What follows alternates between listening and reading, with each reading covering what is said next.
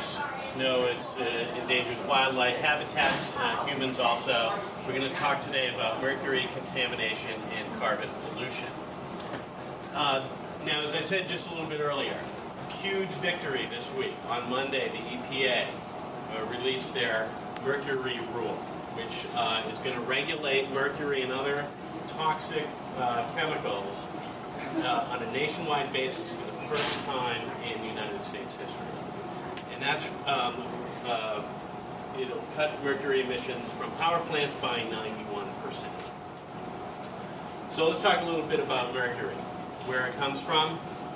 Power plants, and you might think, well, we don't have any power plants in this town, but a lot of these power plants, a lot of the pollution that we get here in New England comes from the Midwest.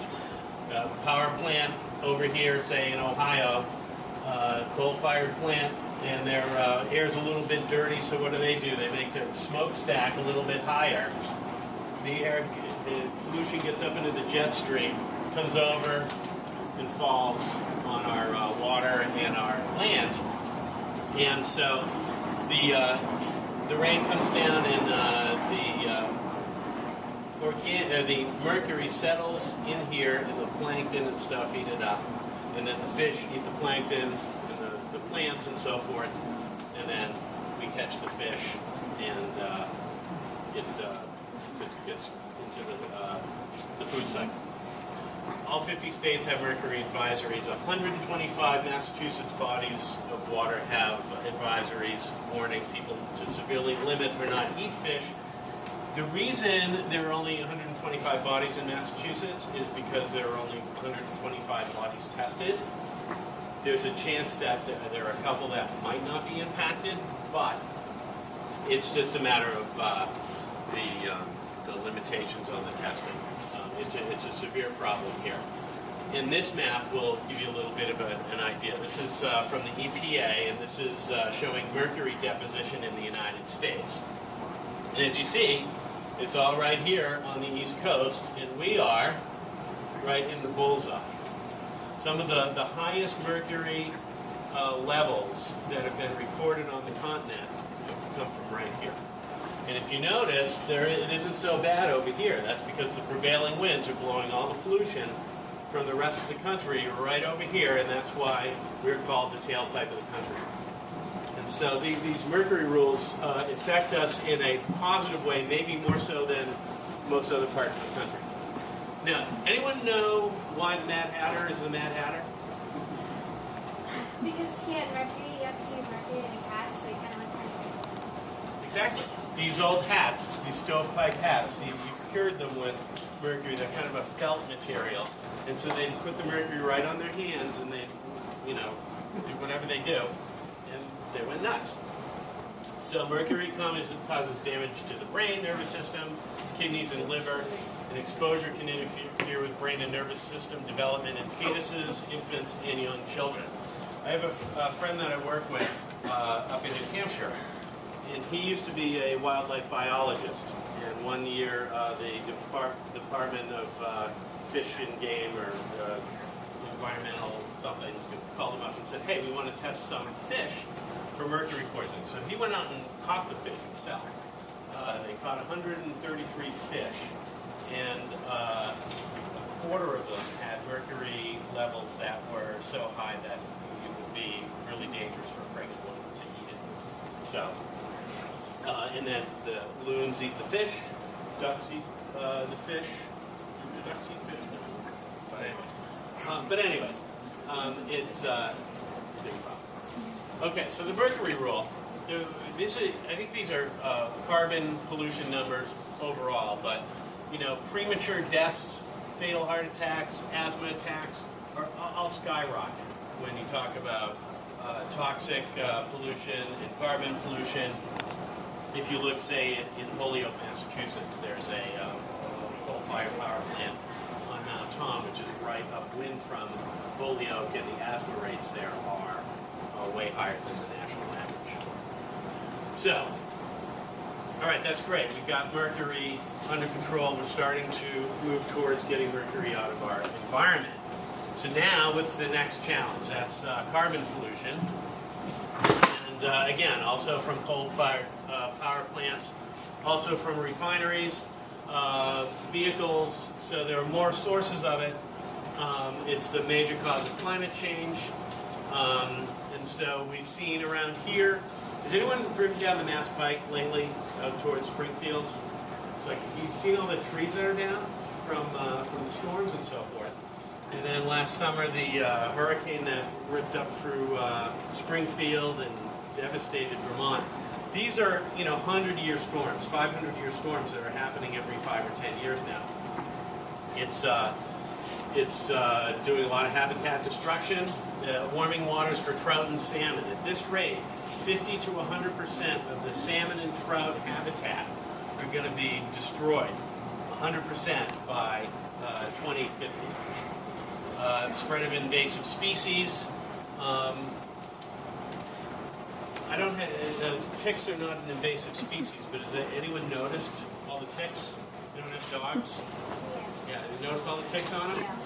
That's because with the warmer weather, they can live longer and so forth, and it becomes a problem. And then disease outbreak is another big problem. So, what does global warming mean for Boston? Coastlines. We're down on the, we're talking about sea level rise here, and for a while they were talking about, a rise of 3 feet will cause this and that and the other thing. They're beginning to realize now that their predictions were very conservative, that this is all happening a lot more quickly than they imagined. And one of the reasons is because the permafrost up in, say, the Yukon, those places where they've had glaciers for thousands of years and they're starting to thaw out, they're releasing a lot of methane. And so methane's a really bad greenhouse gas. But Boston landmarks at risk: the Aquarium, Faneuil Hall, Quincy Market, Copley Church, Boston Public Garden. All right, here is Boston. Now, you guys have probably seen pictures of Boston back in the 1700s when it looked like an island. Haven't seen that? Like where the Prudential building is now, that was underwater. And so this is, with the sea level rise, this is where the water is going to start settling out. This is downtown Boston right here. I think this is the aquarium's right here. And so Faneuil Hall Market is right in here. This is the Charles River. That's the lowest point. Not only are you going to have incredible flooding here, but if you have a nor'easter and the wind picks up the surf, you're going to have a lot of storm surge and a lot of real damage. So the economic costs.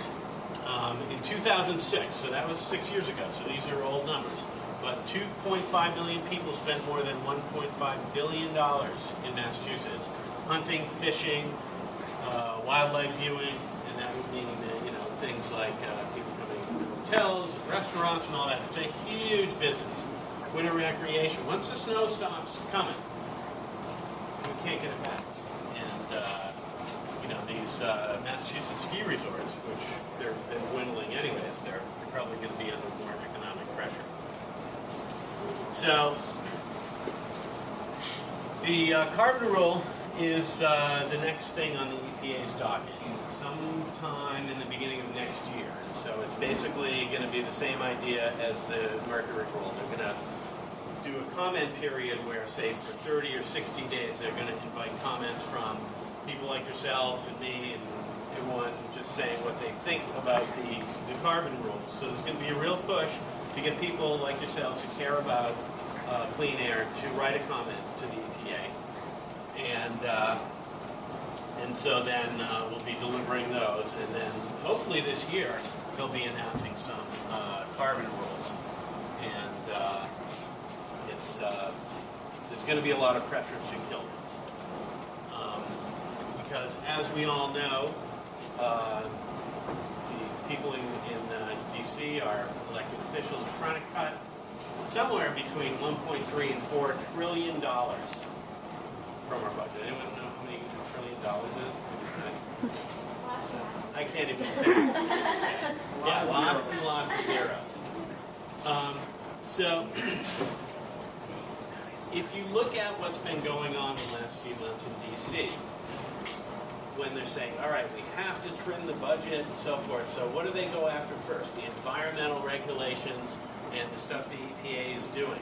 And that makes up for about 1% of the budget.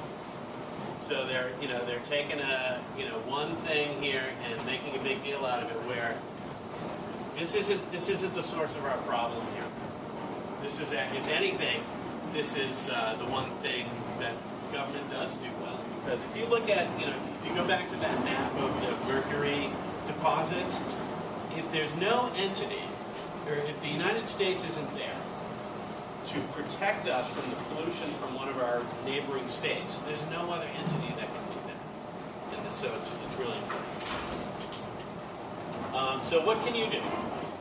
So actually, this is a good time. Maybe I can turn it over to Kate, because she's more kind of on the ground than